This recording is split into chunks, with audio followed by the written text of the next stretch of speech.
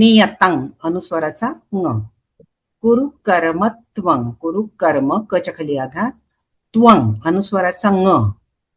कर्मज्जायो कच्या खाली आघात, मच्या खाली आघात, जायो ह्य कर्मणः कच्या खाली आघात. शरीर यात्रा पिचते न प्रसिद्धे नच्या खाली आघात, प्रसिद्धे सीच्या खाली आघात, कर्म प्रसिद्धे द कर्मणः कच्या खाली आघात. पुन्हा एकदा बघा. नियतं अनुस्वाराचा ङ, कुरु कर्मत्वं कच्या खाली आघात, अनुस्वाराचा ङ, कर्मज्जायो कच्या खाली आघात, मच्या खाली आघात, ह्य कर्मणः कच्या खाली आघात. शरीर यात्रा पिचते न प्रसिद्धे सीच्या खाली आघात, द कर्मणः कच्या खाली आघात. श्लोक बघा. नियतं कुरु कर्मत्वं, स्वल्पविराम. नियतं कुरु कर्मत्वं, कर्मज्जायो ह्यकर्मणः, कर्मज्जायो ह्यकर्मणः.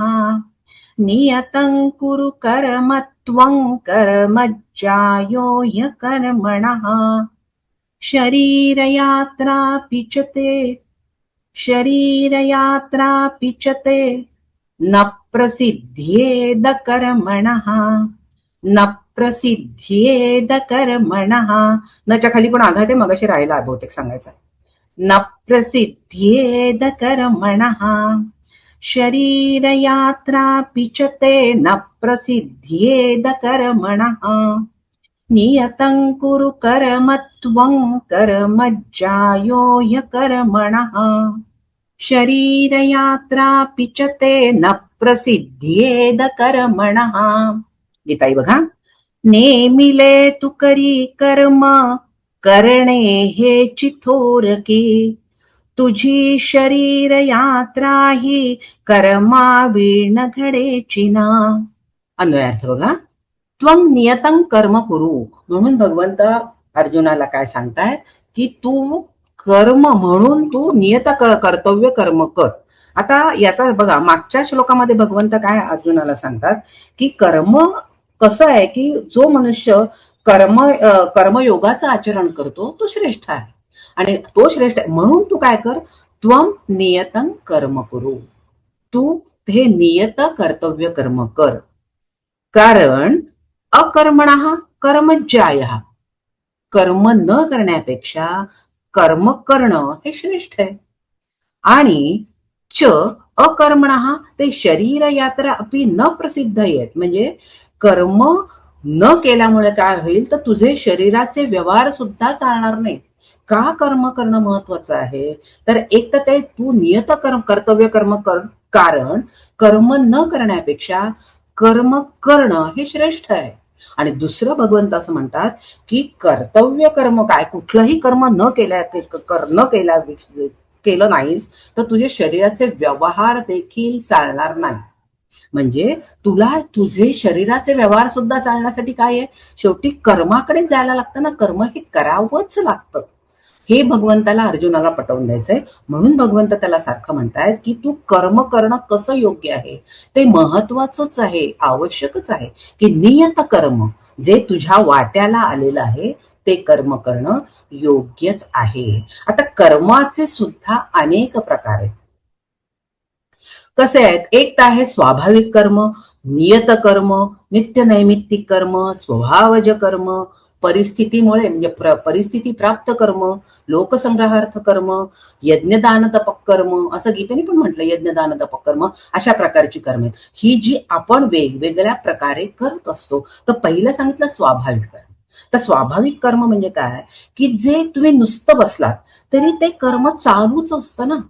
प्रत्येक वेळेला क्रिया केलीच पाहिजे असं नाहीये, क्रिया न करता सुद्धा ते चालू आहे. म्हणजे आपण जरी हालचाल केली नाही उदाहरणार्थ तरी आपला श्वासोच्छ्वास चालू आहे, अन्न पचन करण्याची क्रिया चालू आहे, रक्ताभिसरणाची क्रिया चालू आहे. मग ही सगळी कर्म कशी आहे, ही स्वाभाविक कर्म आहे, ती त्याच्यामध्ये येतात. दुसरं आहे नियत कर्म, जे भगवंत इथे सांगतायत की ते म्हणजे काय. मग नियत कर्म म्हणजे काय, तर त्याला ज्ञानेश्वरांनी स्वधर्म म्हटलेलं आहे की असा जे स्वधर्माप्रमाणे तुमच्या वाट्याला आलेलं कर्म हे नियत कर्म आहे. तसंच स्ववर्णामध्ये, स्व आश्रमामध्ये जे कर्म वाट्याला येतं, आता वर्णाश्रम याबद्दल जी गोष्टी आहेत त्या आपण पुढच्या गीतेमध्ये जे त्याच्याबद्दल बोललेले आहेत भगवत, पण तुम्हाला सांगते की वर्णाप्रमाणे म्हणजे जे आश्रम आपल्याकडे 4 मानले जातात त्याप्रमाणे जे कर्म तुमच्या वाट्याला येतं ते कर्म नियत कर्म आहे. आणि तिसरं काय सांगितलं नियत कर्म? नियत कर्म म्हणजे नियतीने तुमच्या वाट्याला आलेलं, प्रारब्धानी तुमच्या वाट्याला आलेलं ते कर्म म्हणजे नियत कर्म. नित्य नैमित्तिक कर्म कोणतं? की जे आपण करतो. नित्य कर्म कोणतं? पूजा पाठ करणं, रोजच्या रोज देवाची पूजा करणं हे नित्य कर्म आहे. आणि नैमित्तिक कर्म म्हणजे काय? की आता चातुर्मासामध्ये आता येईल, चातुर्मासामध्ये आपण ज्या ज्या गोष्टी करतो, व्रतवैकल्य करतो, वेगळ्या प्रकारचे उपवास करतो, ही सगळी कशी आहेत? नैमित्तिक कर्म आहेत. स्वभावज कर्म म्हणजे काय? की स्वतःमध्ये असलेले जे काही चांगलं आहे त्याचा विकास करणं हे सुद्धा आवश्यक आहे. फॉर एक्झाम्पल, तुमचा आवाज चांगला आहे, तुम्हाला चित्र चांगली काढता येतात, मग अशा प्रकारची जर कला तुमच्यामध्ये असेल तर ते सुद्धा तुमचं कर्तव्य आहे. कसं? की ते डेव्हलप करायचं, विकसित करणं, याला सुद्धा काय म्हटलंय? कर्म, स्वभावज कर्म म्हटलंय. परिस्थिती प्राप्त कर्म, परिस्थितीमुळे कितीतरी कर्म अशी असतात की ती परिस्थितीनुसार तुम्हाला करावी लागतात. उदाहरणार्थ काय आहे? दुष्काळ पडला, सुनामी आली, पूर आला, ही सगळी अशा प्रकारची कर्म, किंवा रोजच्या आयुष्यामध्ये सुद्धा ऍक्सिडेंट झाला, अचानक रस्त्याने जाता आता गाडीच बंद पडली, परिस्थिती, काय करायचं काय? मग त्यावेळेला तुम्हाला धडपड करावीच लागते की नाही? म्हणजे कर्म करावंच लागतं. मग ही सगळी कर्म कशी आहेत? परिस्थितीने प्राप्त झालेली कर्म. पुढे आहेत लोकसंग्रहार्थ कर्म. लोकसंग्रहार्थ म्हणजे काय? लोकांसाठी म्हणजेच काय? की याचा अर्थ असा, समाजासाठी, राष्ट्रासाठी म्हणून जी कर्म केली जातात त्याला म्हणायचं लोकसंग्रहार्थ. आणि यज्ञ दान तपकर्म ही सगळी कशी आहेत? पावन करणारी, पुण्यकारक असणारी कर्म. ही सगळ्या प्रकारची कर्म आहेत. मग भगवंत इथे मात्र अर्जुनाला सांगतात की तुझ्या वाट्याला जे कर्म आहे, जे नियत कर्म आहे, जे कर्तव्य कर्म आहे ते तू केलं पाहिजेस. म्हणजेच स्वधर्मानुसार हा एक भाग झाला. आणि दुसरा एक अजून त्याच्यामध्ये भाग असा येतो की जे शास्त्राने सांगितलेलं आहे, जे धर्माला मंजूर आहे असं जे कर्म आहे ते कर्म म्हणजे नियत कर्म किंवा कर्तव्य कर्म. आता यालाच गीताईमध्ये विनोबाने शब्द वापरलाय, नेमिलेले कर्म. नियत कर्माला त्याने नियतं कुरु कर्मत्वं, त्याचा अर्थ त्यांनी कसं केलंय? नेमिले तू कर्म कर. तर नेमिले तू कर्म कर म्हणजे काय? त्याचाच अर्थ विनोबा असं सांगतात की नेमिले म्हणजे काय? की शास्त्राने नेमून दिलेलं कर्म. शास्त्र काय सांगतं, हे योग्य आहे का अयोग्य आहे, हे शास्त्राने सांगितले ना त्याप्रमाणे कर्म. म्हणून त्यांना असा शब्द वापरला की नेमिलेलं कर्म, शास्त्राने नेमून दिलं. आणि अजून एक बारकावा ते सांगतात की इंद्र नियमन युक्त कर्म, याला ते काय म्हणतात? नियतं कर्म. इंद्र नियमन युक्त कर्म म्हणजेच काय? की तुम्हाला इंद्रिय दिलेली आहे, कान आहे, ज्ञानेंद्रिय आहेत ना सगळे, नाक, कान, त्वचा, नंतर डोळे, हे सगळे आपल्याला ज्ञानेंद्रिय आहेत. पण त्या ज्ञानेंद्रियांना वापरायचं कसं ते सांगतात. इंद्रिय नियमन युक्त कर्म.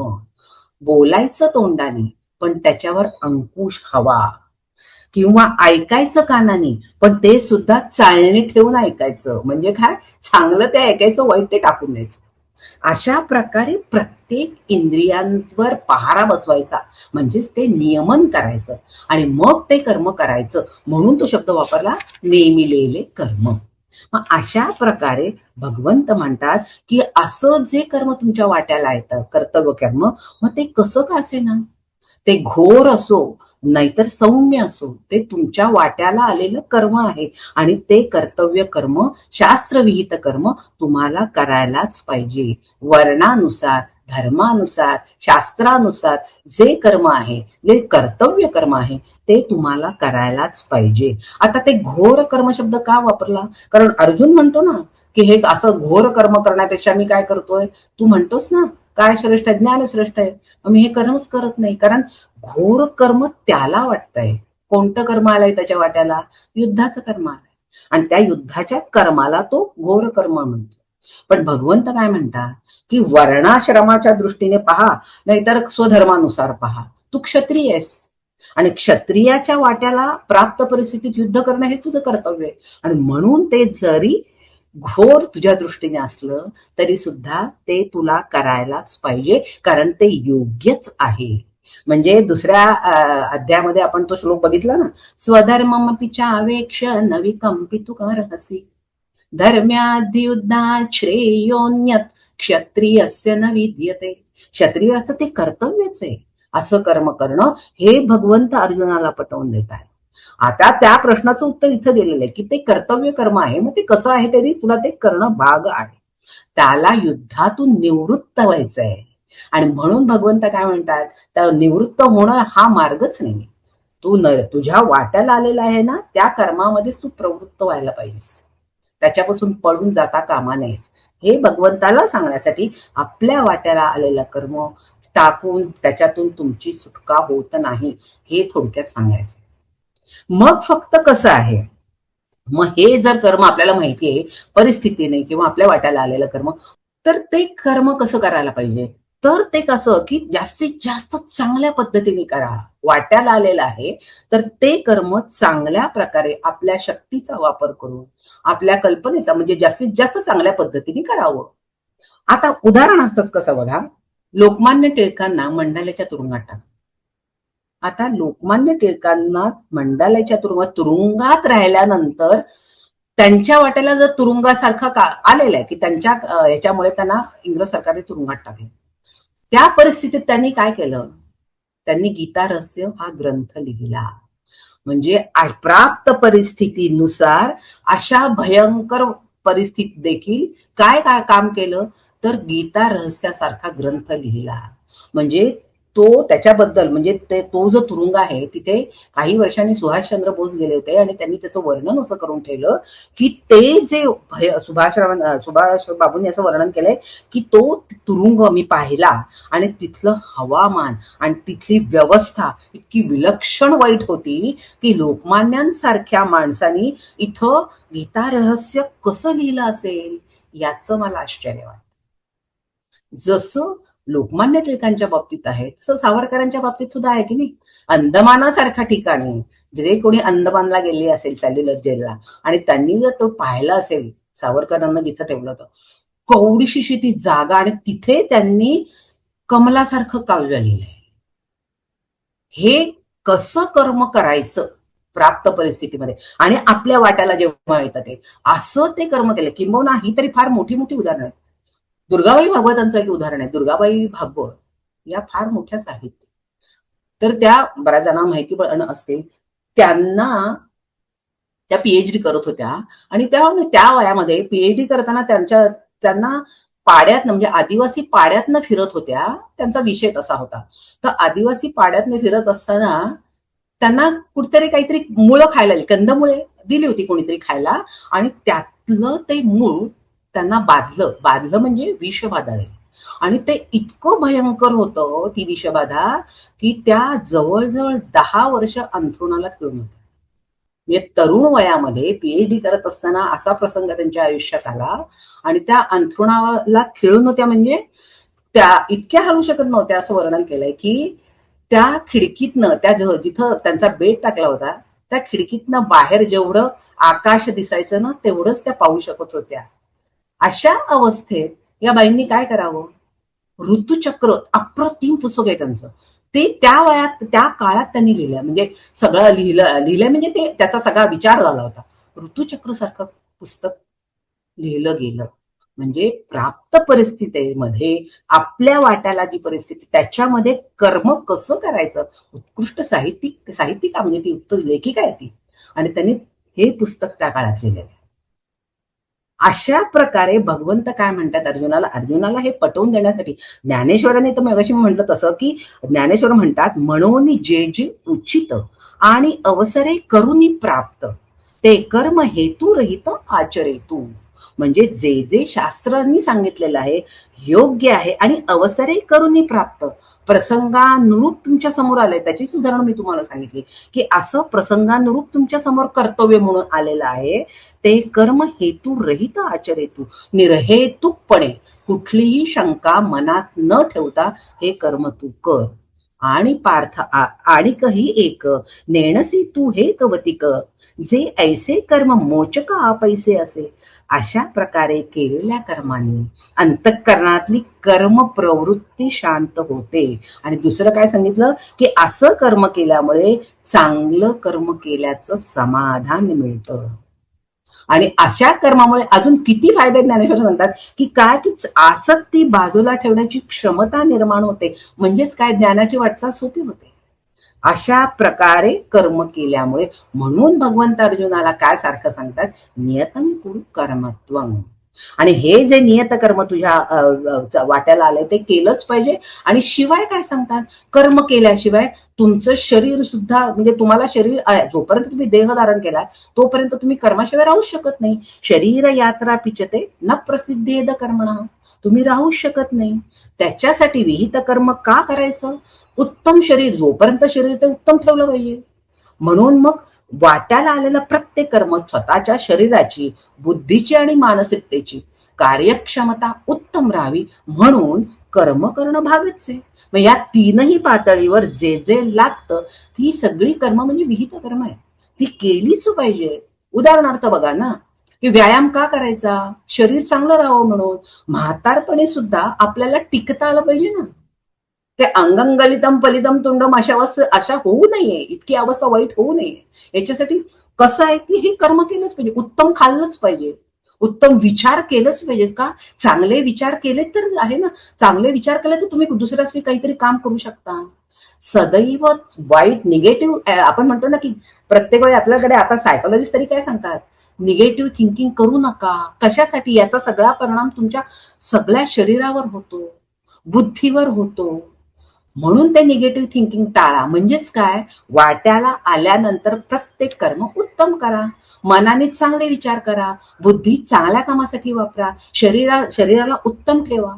हेच तर सांगितलंय भगवंत. इथेच ते सांगतायत अर्जुनाला की अशा प्रकारे वाट्याला आलेलं प्रत्येक कर्म जे शास्त्रांनी विहित सांगितलंय, किंवा वर्णाश्रमाप्रमाणे किंवा आश्रम धर्माप्रमाणे जे तुझ्या वाट्याला आलं आहे ते कर्म उत्तम पद्धतीने करायला पाहिजे. नियत, आणि ते केल्यामुळे काय, आपोआपच हे बाकीचे फायदे आहेत ना.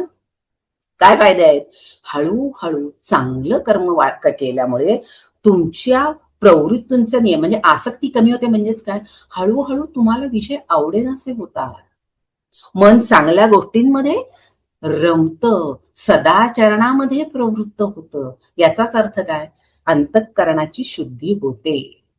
हे आपल्याला माहिती आहेत का, हळूहळू होणारे परिणाम आहेत.